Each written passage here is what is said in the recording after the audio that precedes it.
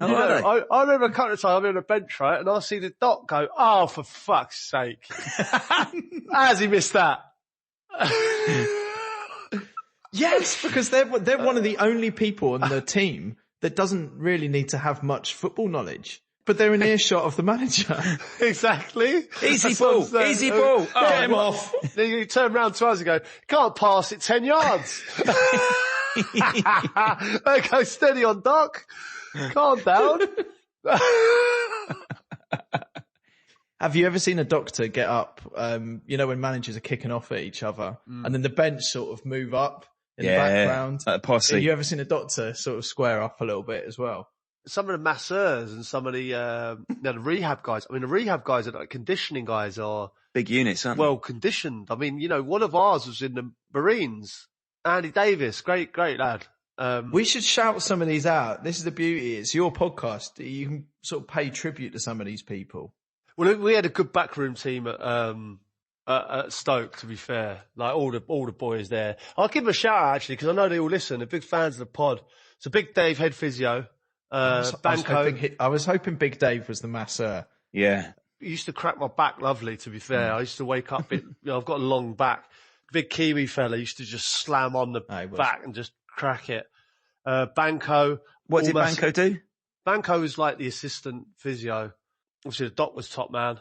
Would they ever join a night out? Let's say you had a good away win and you're going for a few scoops. Would the medical department ever come along? Some of the, backroom team I'll still speak to today. Nath, he's moved to Fulham now.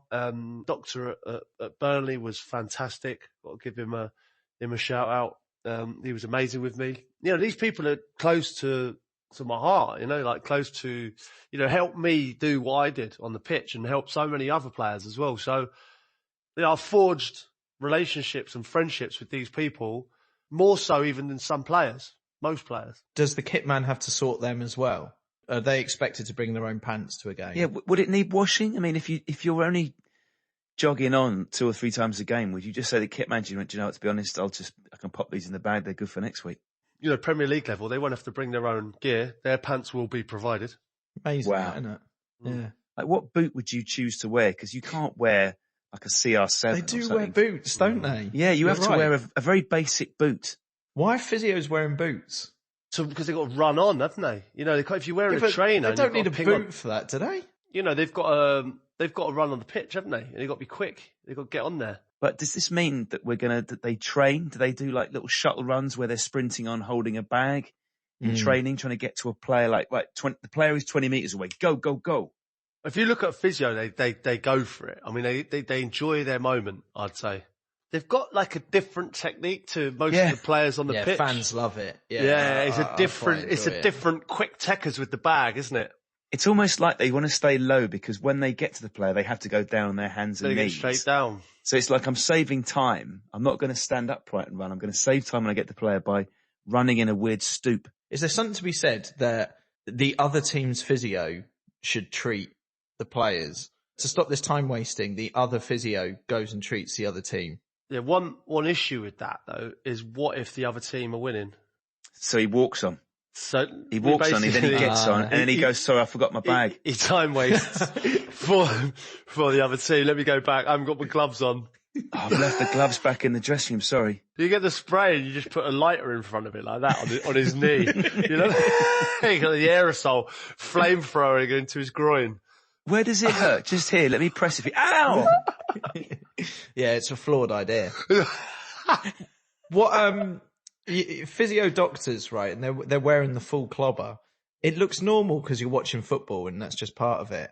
But if I was to go to the doctor's surgery and I walked in the room, right, and the doctor that's in there is in a full kit with initials, mate, are you real? I think this should happen more often. I think, your local GP should just go in there and he's got like a raincoat with like GS on it. And boots. He just pings it over to the medicine cupboard like Crouch has done the robot again because it's 100 Premier League goals for Peter Crouch. That Peter Crouch podcast from BBC 5 Live. Right, this has been really good. So we found out a lot about press officers and physios.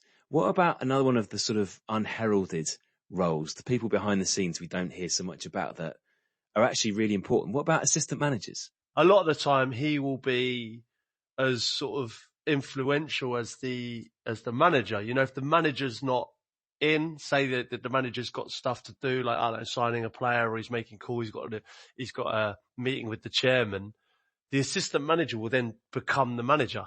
So Harry Redknapp scenario, that would be Kevin Bond, would it? Kevin Bond. Mark Hughes, for instance. Mark Hughes has got... Bowen? Mark Bowen would be his assistant. And then obviously, like, with England, for instance, obviously, like, Sven had Tord, and Tord was just definitely Sven's man. Who did Rafa have? One of the things that I felt that Rafa sort of killed himself with was Paco Estrian, right, was amazing. He just ran the club. He was involved in absolutely everything, and for whatever reason, him and Rafa fell out, and I felt it was a detriment to the detriment of the club, really. Just I felt that he was so good, and everyone liked him. He was brilliant at what he did. We respected him. You know, if he was harsh on us, you would accept it because it came from him. So, you know, he did a lot of those roles. I mean, he filled 2 or 3 of those roles, and I don't know what the falling out was between him and Rafa, but it was a bit of a shame. And Rafa brought another Paco in, believe it or not. I mean, I've not heard the name Paco ever in my life, but I had two in the space of a month. It makes it easier. Was his surname the same? Because then they wouldn't have had to change the tracksuit. It's got the same initials. No, I don't think it was. No, we used to just call him Little Paco. Sometimes you get the sense, Crouchy, as well, that you get an assistant, and yes, they're a good coach, but particularly if there's a overseas coach, that they're there because they've got a connection with the club as well. Definitely. But you always need your own men. Let's be honest, like, football is a game of people stab you in the back. You know, be the manager. If you're the manager, if you've got a manager or an assistant manager that's got aspirations to be a manager in his own right, then I think you've got problems. You know, like, say you're an assistant, right? Chris is the gaffer. Tom Fordyce is the assistant, right? And the chairman goes to you. So you've been together at 3 previous clubs: Watford, Sheffield Wednesday. Now you're Manchester United manager in the Champions League. Tom's been your assistant the whole way. And the chairman comes down to you, Tom. Chris is struggling. You know, we've lost 3 games at home in a row now. What do you think if I sign you on a 3-year contract and you take the club forward? What is your decision on that? The good Tom would be going, yeah, I'm not interested in managing Man United if it's doing a Judas on my mate. But there'd be a little voice going, it's Man United. You could be the man. Are you appreciated as an assistant? Have they paid you enough? Do people realise what you've done? You don't know that I haven't had a word with the chairman to just test your loyalty. Test it. Oh, he's throwing it back at you. That I haven't gone, right, offer him my job and see what he does. See what he does. That's a good one. That is a good one. And it wouldn't surprise me if that has happened somewhere. I think there's probably more assistant managers who've stepped up and failed than assistant managers who've stepped up and, like, think about René Moulenstein, who was apparently really good at Man United. So he goes to Fulham and that goes wrong. Think about a more recent one, Jason Tyndall, Bournemouth. So he's been Eddie Howe's assistant forever. I don't know. I just think if you're an assistant, the temptation would be to just err on the side of safety. Yeah. Rather than stick your head above the parapet. If I got sacked, right, I left, and Fordyce and Stark are joint managers, caretaker joint managers, right? And you go on a 10-game unbeaten streak, right? Am I wanting you to succeed? No. Or do I want you to fail a little bit? No, you want us to fail. But whilst we're here, then we should have the chat. I will swear to you now my loyalty. It's like playing Deal or No Deal, but we're going right to the end of the game. No deal. We're going to say no deal now. No deal the whole way through. And if we end up with the good money, fine. If we don't, I'll still be there with you. And we'll walk away with our little boxes in hand. So you're saying this, Chris, and I believe you, but I just wonder in this situation where your partner is saying to you, we can't afford this. Like, we just bought a new house. If your missus goes, right, so Ed Woodward said to you, 100 grand a week, 3-year deal, we're sacking Crouch tomorrow. Your missus is going to go, well, hold on a minute. You know, maybe think about this. You know, she's seen a house in in Marlow.